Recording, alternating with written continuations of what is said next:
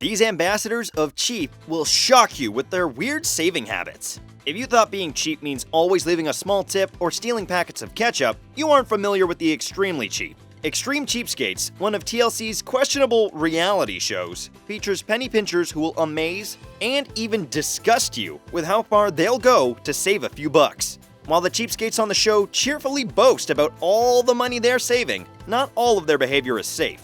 In fact, the series starts with a warning: don't try this at home. Today, we focus on people that could probably claim the title as ambassadors of the cheap with their weird saving habits.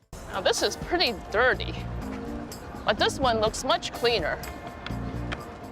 Number 5. Kate doesn't use toilet paper to save money. There's thrifty, and then there's extreme cheapskates. For most people, toilet paper is a necessary grocery list item, but Kate opts for some soap and water instead to save a few bucks. Viewers are introduced to Kate on the show, though the show's title may not fully do her justice. As the episode starts, we can't ignore how cheap this woman is. She bargains for everything and tries to get a good bargain whenever possible. Apart from enjoying free samples, Kate is a fan of swaps and dumpster diving. Kate proudly talks about how she hasn't bought clothes in 8 years and has never bought socks. Her most recent underwear purchase was in 1998. Setting herself a stringent budget, Kate reveals how she uses a combination of soap and water to rinse herself off after visiting the bathroom. While demonstrating her frugal cleansing ritual in front of the cameras, she states that she doesn't believe in buying something that you're just gonna throw away. She displays how she might use a small block of soap and a plastic water bottle to clean up. If I took a dump, then I also grab soap, wipe myself down with the soap, then I take the water and rinse off the soap, she explains. She also informs viewers that she hasn't done laundry for the past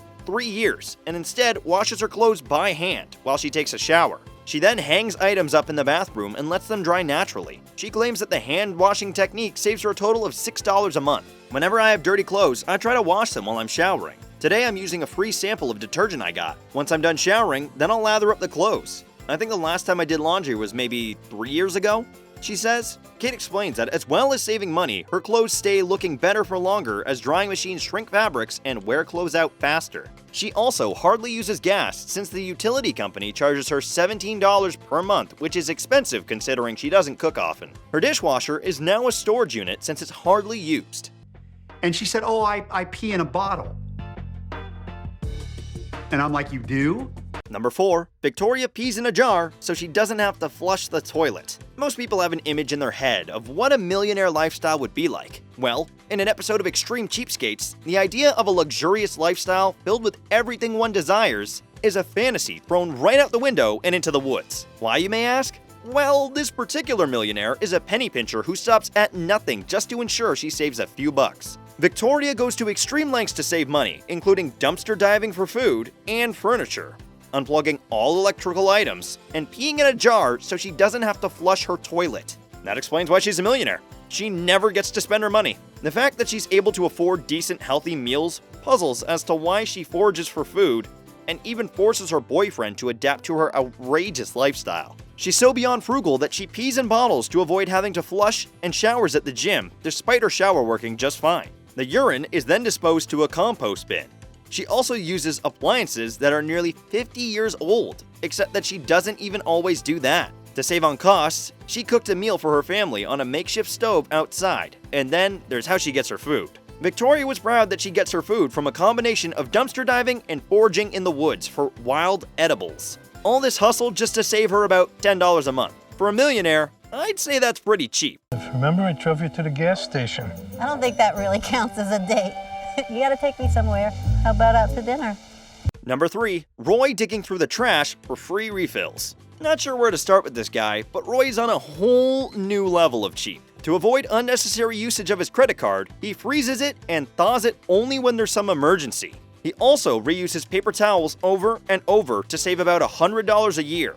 That's not the only item Roy tries to recycle, however. Something as cheap as dental floss. Roy gets free samples from the dentist and still tries to reuse more than twice. His wife is more concerned about their love life because he puts no effort into going out on dates or doing anything fun at all.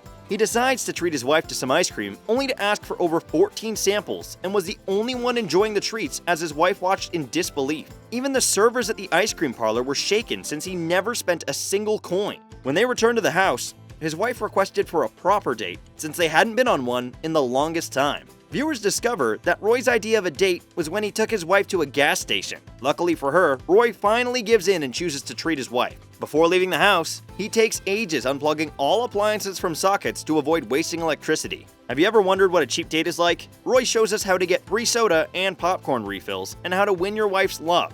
When his wife requests for movie snacks, Roy gladly agrees to get her some as he gets rid of his banana peel. As he throws his peel, he rifles through the trash of the movie theater for the used popcorn and drink containers, calling it his lucky day. He rinses them and takes them to the counter to refill. His clueless wife is excited that her husband sacrificed some money for her. Little did she know, she was eating off the trash can. This man even had the audacity to ask for another refill after the movie as they left the place. This is where I keep all my snacks. She hides the key from me so I can never actually get in there. Always on my person.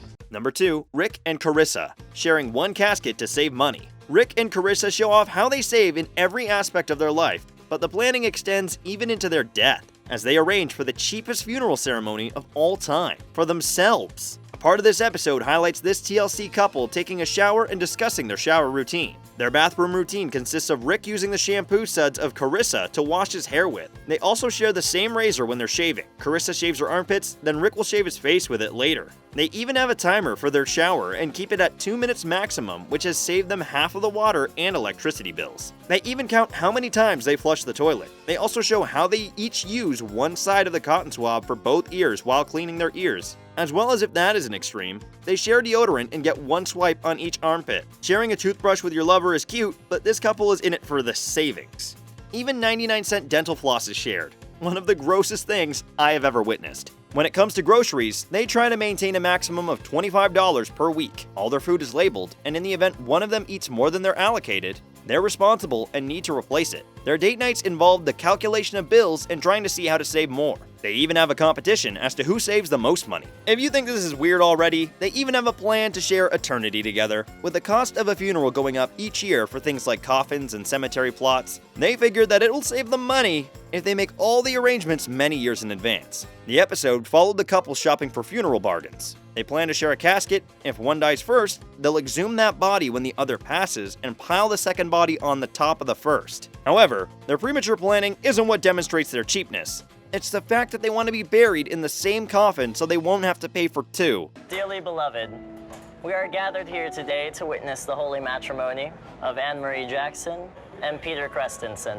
Number 1. Peter and Anne Marie, pizza parlor wedding. Getting married at a pizza parlor sounds unique and interesting, but this couple will make you scrap the fairy tale version you might have had in mind. Meet the extreme cheapskates couple who wed in a restaurant and got all their decor from dumpsters. In this episode's preview, the bride and groom exchange vows at the front of the restaurant, right next to the register and a bustling open kitchen, as wedding guests and people who just happen to be eating at the restaurant stand around them. I was a little dubious when I saw the wedding was going to be at a pizza parlor, says Sarah Bautista, a relative in attendance. I thought it would have been at a church or Catholic, so instead of an aisle, the bride walks down an industrial floor mat through tables, and the traditional fresh-cut flowers of the bride's boutique looked wilted. As if that wasn't cheap enough already, the wedding bands. The bride and groom exchange a huge class ring and a giant finger adornment that looks like it was salvaged from a Halloween costume. Look at that rock! Peter places the salvaged ring on Anne Marie's hand. No, that's not a Super Bowl ring, though it almost looks like it could be. After, Anne Marie's son, who says he was ordained online, pronounces the pair husband and wife. Guests eat tiny slices of pizza with toothpicks. For dessert,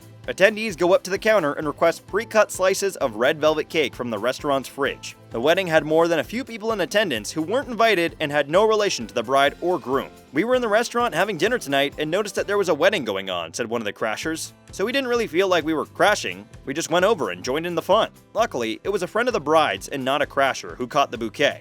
However, they weren't very happy once they privately shared their true feelings toward them. The flowers appeared very dead, she said. But maybe the best part of all, Anne Marie found rice in the trash for the end of the party tradition. My mom gave me rice she found from her dumpster diving, said Anne Marie's daughter. I put it in the pizza oven, dried it out, and it worked out pretty good. As she scraped the rice off the pizza pans, it's easy to see there's more than rice going in the baskets to throw at the bride and groom. Along with the grain, there's cheese, bits of crust, and maybe even a bit of sauce. As weird as the whole thing was, the two seemed to have had a blast on their big day. It was everything I could imagine and more, said Anne Marie. Too fun, Peter said in response. Good for them.